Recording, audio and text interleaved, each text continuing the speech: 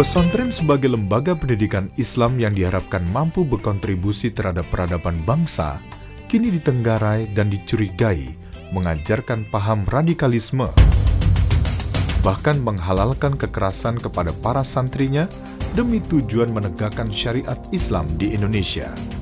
Meskipun kecurigaan ini dibantah pihak pesantren, tetapi ada sebagian kecil alumni pesantren terjatuh ke jurang radikalisme, serta terlibat aksi kekerasan dan terorisme. Ya, jadi memang kalau ada tudingan itu, ya dia punya alasan juga. Karena memang ada pesantren mungkin yang, walaupun sebetulnya itu dia bukan pesantrennya yang menciptakan itu, tetapi mungkin dia setelah bergabung atau bersentuhan dengan pihak lain, maka dia jadi teroris. Tapi pesantren itu tidak mengajarkan teroris sebetulnya ya. Tidak mengajarkan teroris. Kalau mengajarkan teroris, maka seluruh yang ada di situ jadi teroris semua. Tapi kan keluaran dari pesantren tersebut kan hanya 1-2 orang yang jadi teroris itu. Karena itu pun juga bersentuhan dengan kelompok lain.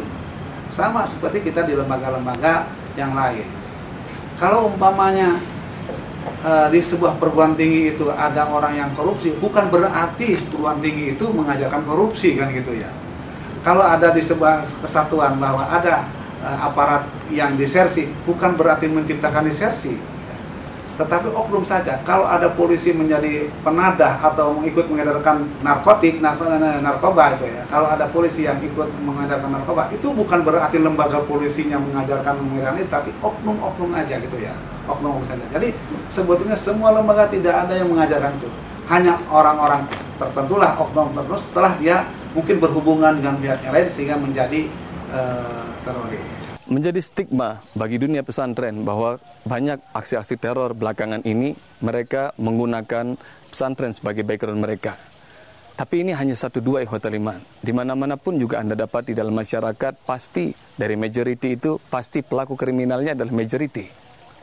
Kalau Anda dapati di Indonesia ini para orang-orang narapidana, mereka yang ditahan di lapas, Anda akan dapati bahwa kebanyakan mereka adalah Islam. Iya, karena memang penduduknya kebanyakan dari Islam. Demikian juga ikhwatul iman rahmati Allah Subhanahu wa taala, kalau Anda pergi ke negara lain, Anda akan dapati bahwa di mana umat di sana mayoritas, pasti yang ada di lapasnya, lembaga pemasyarakatannya pasti umat itu. Jadi ikhwatul iman rahmati Allah Subhanahu wa taala, apa yang dilakukan oleh sebagian mungkin barangkali kehilafan saudara-saudara kita menggunakan background pesantren, sebenarnya ini hanya sebuah stigma. Ini adalah sebuah oknum yang kemudian akan memperburuk cita pesantren.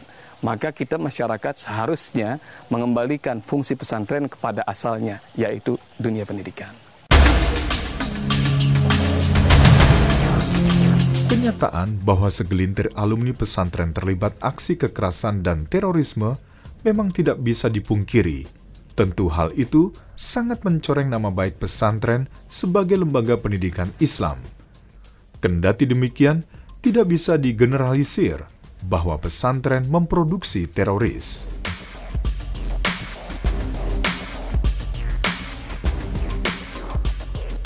Kita sebetulnya pertama harus kita percaya dulu terhadap aparat penegak hukum, bahwa sementara ini yang ditangkap oleh aparat penegak hukum itu siapa mereka. Contohnya sekarang, yang terlibat bom Bali itu siapa mereka? Itu. Nah ini, kita harus percaya dulu. Kalau di situ saja belum percaya, makanya tidak akan percaya nanti. Misalkan, mayoritas adalah pesantren, nggak akan percaya. Di situnya saja nggak percaya kok.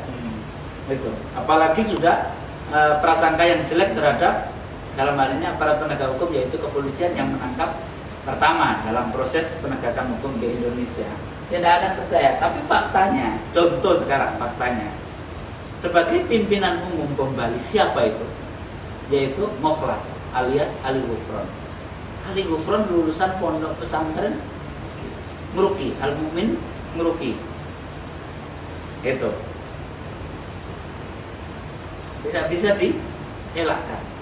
Begitu juga bom yang kedua, yaitu bom Maryam. Siapa itu? Asmar sebagai pelaku bom bunuh diri, lulusan Ngeruki juga.